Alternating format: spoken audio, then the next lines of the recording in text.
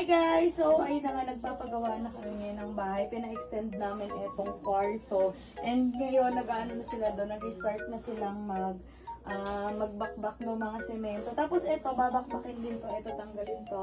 Ayun, i-open na yun hanggang pa doon para mas malaki yung kwarto namin. Kasi nga, masikip kasi talaga dito sa kwarto guys. And as in, sobrang dami namin mga gamit. Marami akong gustong gawin. Marami akong gustong...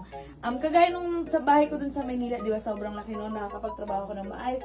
Nakakapag-edit ako ng maayos. Though okay naman siya dito. Kaso mas okay kasi talaga pag malaking space. So, eto dito guys, tatanggalin na to siya. Eto. Tapos, etong bintana, ililipat na to dun sa dulo. And then, eto, dito sa may labas. Papakita ko sa mga guys.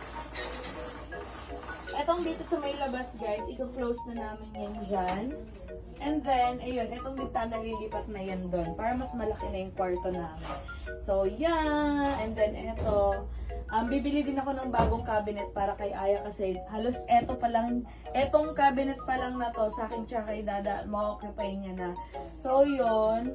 Bibili na ako ng bagong cabinet since sobrang dami ding mga damit ni Aya. So, yun. I-update ko na naman kayo sa susunod natin.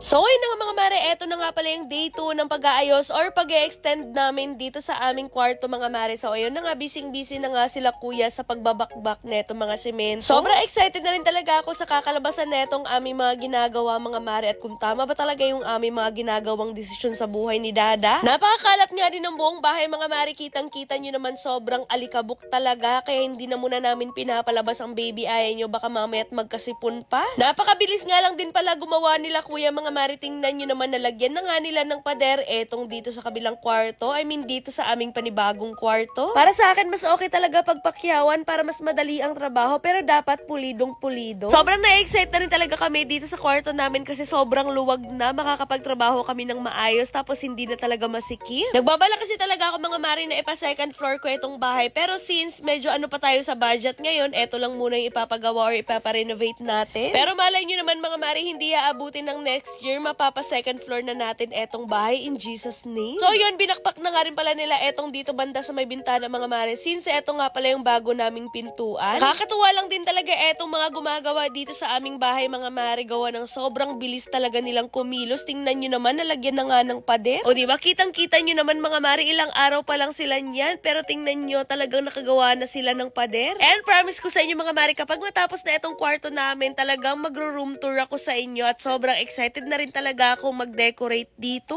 Papanindigan na natin yung pagiging aesthetic natin mga mare dahil dun sa bahay ko sa Maynila, napaka-aesthetic. Kaya ayan, dadalhin na natin siya dito sa bahay natin sa probinsya mga mare, magpapaka-aesthetic na naman tayo. O siya mga mare, update ko na lamang kayo sa susunod nating vlog.